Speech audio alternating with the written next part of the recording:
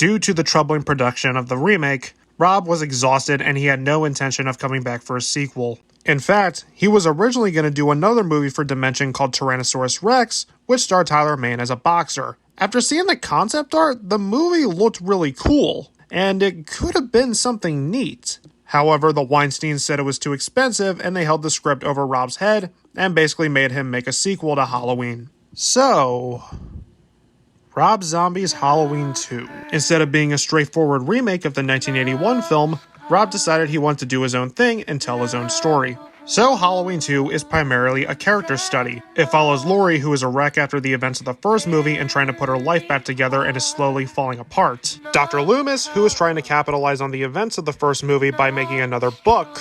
And Michael Myers, who, under the persuasion of his ghost mom, returns to Haddonfield to reunite with Laurie. Now, what's the Halloween movie that fans unanimously hate? Halloween Resurrection, right? Well, Rob Zombie's Halloween 2 is often considered to be one of the worst ones in this series, and many people even consider it the worst. Now, while I think this movie is bad, I don't think it's the worst. With that being said, let me get into my positives first. I like the idea of this movie. Just following the survivors and how they dealt with the previous events of the last movie, that's a good idea, but again, it wasn't executed very well, but we'll get into that later. I just think it's a really good idea, and you see that all the characters are dealing with the tragedy very differently. Annie and Sheriff Brackett are likable once again. Brad Dourif and Danielle Harris really do a good job with their performances. Brad Dourif gives the best performance in this movie when he sees Annie's dead body. His reaction seeing her dead feels so genuine, and it's how a father would react. This is probably one of Rob Zombie's best looking movies. The visuals look great. While people don't like the dream sequences, I didn't mind them. I especially like those weird pumpkin people eating at the table. I thought those guys were cool. And it feels good that there's a Rob Zombie movie that isn't relying on shaky cam like his other movies. This does have the Halloween fall feel to it, and I like the darker, bleaker look, which symbolizes a darker story. I thought that was very smart and very clever. While the kills and the violence are overabundant, some of the kills are really cool, such as Richard Brake getting his head sawed off with a piece of glass, and Jeff Daniel Phillips getting his head stomped in. That's what you get, Jeff, for making Herman an idiot. Tyler Mane is once again a brilliant badass Michael and is one of the best parts of the movie. This may be a controversial statement, but I actually don't mind Michael Myers' hobo look. It's different, but it makes sense. One of my favorite reviewers, Andy the Maniacal Cinephile, said it best. If Michael only kills on Halloween, what the hell is he doing for the rest of the year? He wouldn't have a job or a house, he would be homeless. Him taking the hobo appearance helps him blend in better, but I do have a problem with constantly seeing his face in the movie. And lastly, Weird Al Yankovic has a cameo in this movie. And Weird Al is fucking awesome. And that's really it for positives, folks. The rest of this movie does not work for me. First things first, Laurie Strode. Even though I wasn't a big fan of the way she was in Rob Zombie's first remake, I will admit, she was a little likable. Laurie in this sequel, however, is completely different. Like with Rob's first movie, there is an unrated director's cut. I didn't talk about it in the previous review because there wasn't really a lot of differences. However, with this movie, the theatrical cut and the director's cut feel like completely different movies, mainly with Laurie's character. In the theatrical cut, she's traumatized, but she's still a little likable. In the director's cut, Laurie is a weak, whiny, obnoxious, unlikable bitch who you just want to see die. There could have been an arc where she overcomes her demons and fears, but there isn't. She spends most of the movie looking like she hasn't showered in a year, hanging out with her dumb shit annoying friends, treating Annie, you know, the friend who took her in after her parents were murdered, like shit. Scout's acting in the director's cut is just putrid because she spends a lot of the time whining and screaming. And this lady with the pig. What are you feeling right now, Laurie? The pig really. Shut up! Shut up! Shut up!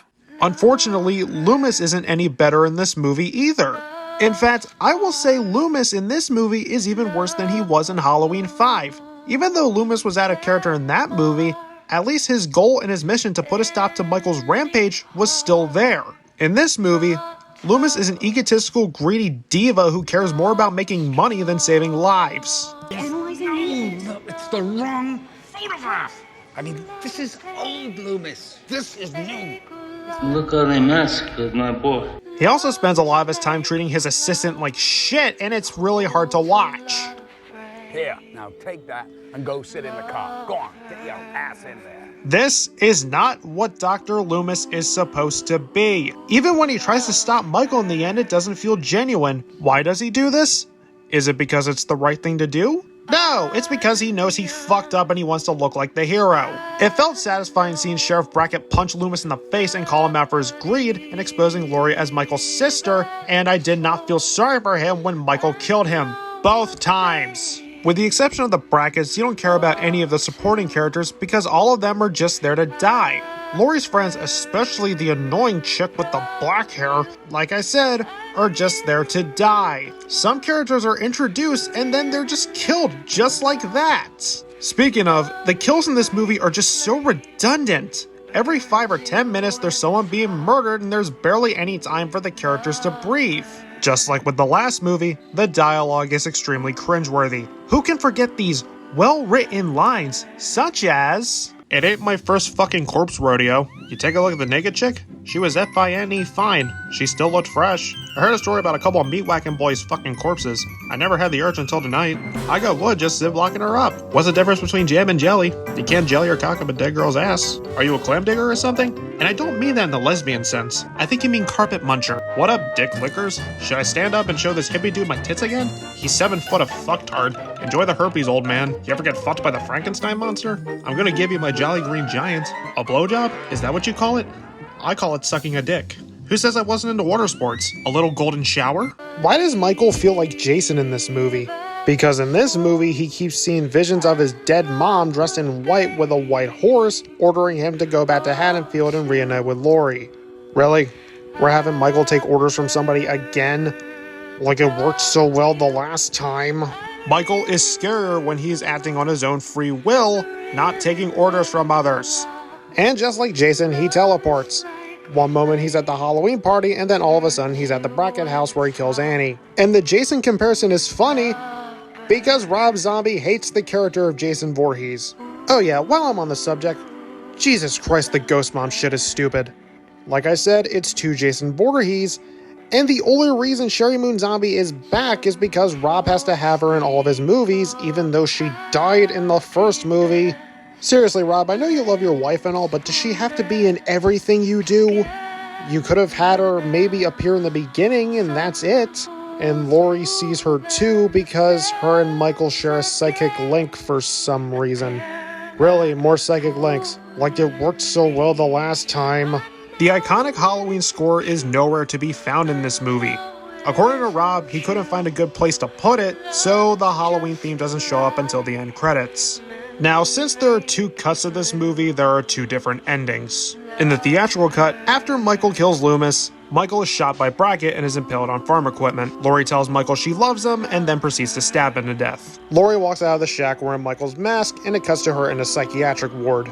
She sees Ghost Mom walking towards her and she smiles and the movie ends. However, in the director's cut, instead of Michael killing Loomis in the barn, they crash outside the shack. He takes off his mask, and then this happens. What in hell? Die! Did Michael just talk? Die! No! No! What the hell, really? We're having Michael talk now. Jesus Christ, this is fucking stupid. Adult Michael speaking is out of character. It just doesn't work. Also, why the hell did Rob wait so long to have Michael speak? And of all the things to say, you say die? Die! But anyway, Michael is shot to death by the cops as he does the shotgun shimmy, I guess. Laurie walks out of the barn, picks up Michael's knife and walks towards Loomis, where she is shot to death. But then as she dies, we see the psychiatric ward scene. Okay, does this mean this is a hallucination as she dies? Sure, why not? In conclusion, Rob Zombie's Halloween 2 may not be the worst movie in the franchise, but it's still bad. It sucks because there are good ideas in this movie, but it's all about the execution and they weren't executed very well. However, what I'm gonna say might shock you guys. I actually recommend these movies to my audience. Don't get me wrong, these are not good movies and they have way too many problems, but I find them so fascinating. These movies really don't work well, and yet I somewhat admire them for trying something new. These movies are just so out there and so bizarre, you simply have to see them to believe them. But even then, I still have to give this movie a 1.5 out of 5.